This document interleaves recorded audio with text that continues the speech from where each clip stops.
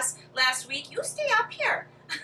We're going to be showing you what we put in our pet first aid kit or emergency kit. Now I want to give credit where credit is due. I asked for recommendations last week on some videos, and Tris B8448 Love said that she would like to see an emergency kit, a pet emergency kit.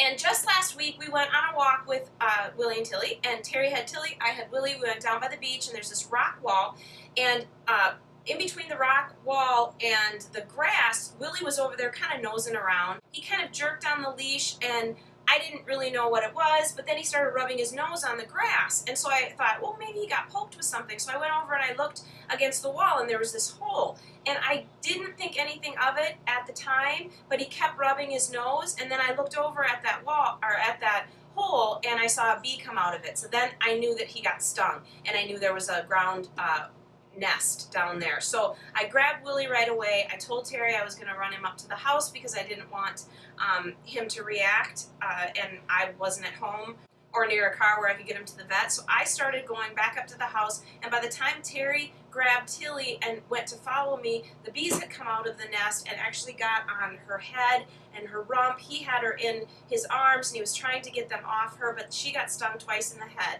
and maybe once in the rump, we're not sure. But we went right back up to the house. She was fine all the way back up to the house. They were a little skittish because they were scared, but she was fine. And then about 15 minutes after we got home, her face started to puff up, and it really happens fast, and it's very scary.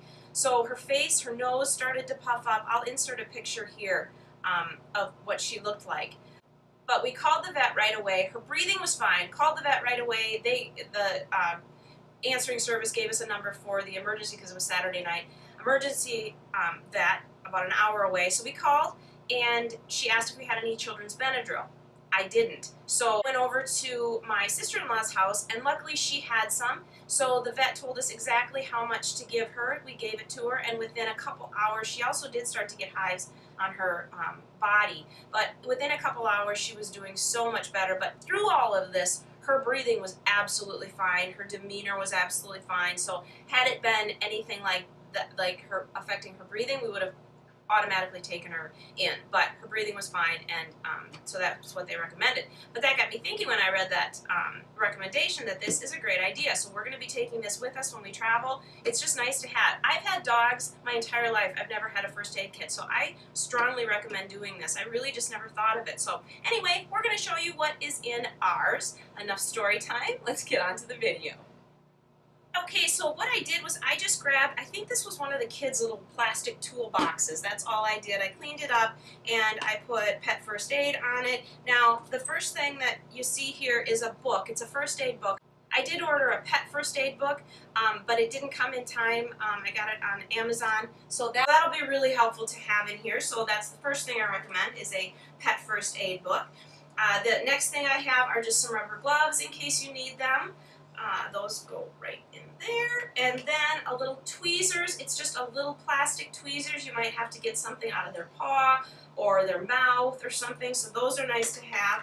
Also over here I have a little set of scissors. They're a real blunt end scissors, not very sharp. They're just a little plastic jobby. So a lot of this stuff too you can get in a human, obviously, first aid kit as well. So anyway, I've got a little blunt scissors there, and then this is tape. So this is sticky tape to tape maybe a gauze around a wound or something. So I've got a roll of gauze here, some sticky tape. I've also got these gauze pads in case I need them. So I've got those, and then I also have this tape is tape that sticks to itself but not to fur or skin. So this is really nice to have in case you need to wrap something and you don't want the sticky tape on the fur. That would hurt if it came off. So that's nice to have.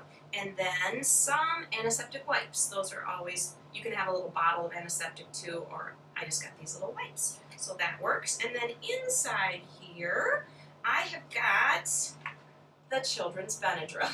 Now, I have to say, do not give this to your dog unless you have a vet on the phone telling you how much to give them. Now, Tilly is about 10 pounds, so they recommended 1 tablet. But again, do not give this to your pet unless you have a vet's recommendation.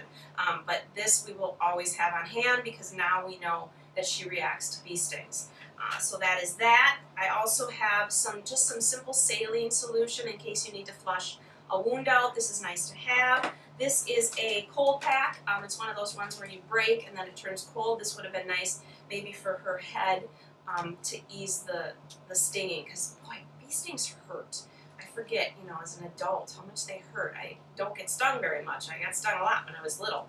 But anyway, cold pack is nice to have. And then also, this is hydrogen peroxide. Again, do not give this to your dog unless you are on the phone with the vet, but it will induce vomiting if you ever happen to need that. But I just put it in this little container. But again, do not give this to your dog unless the vet tells you to and how much and all of that jazz. So we put that in there. Another thing I did think of putting in here, you know when you clip your dog's nails and you clip them a little too short and you nip the quick and it starts to bleed, there's this powder that you could put on to stop the bleeding. That might be useful in case they maybe tear their nail on something. That might be really useful. I know that I've forgotten things. If you think of something that I have forgotten, please leave them in the comments below because that would help everybody. But that is what we have right now in our little emergency kit.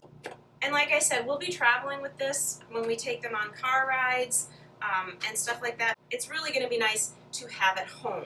So that is it for this week's video. One thing I wanted to say to you, we are so close to 3,000 subscribers. I cannot even believe it. But we will be doing a big giveaway once we hit 3,000 subscribers. So I'm going to ask you to please share this video. There's a little share with an arrow down below this box of this video. If you click on that, you can share it to Facebook, Twitter, Instagram. So go ahead and share this video, and hopefully by next week we will have 3,000 subscribers and we can do a huge giveaway for you guys. But if you are subscribed, thank you for watching our videos. We so much appreciate it. If you are not subscribed, please click that little red button down in the corner and you'll be notified every single time we put up a new video. But that is it for us. We hope you have a wonderful upcoming week. Get out, enjoy your pets in what's left of the summer, and we'll see you in our next video. Bye-bye.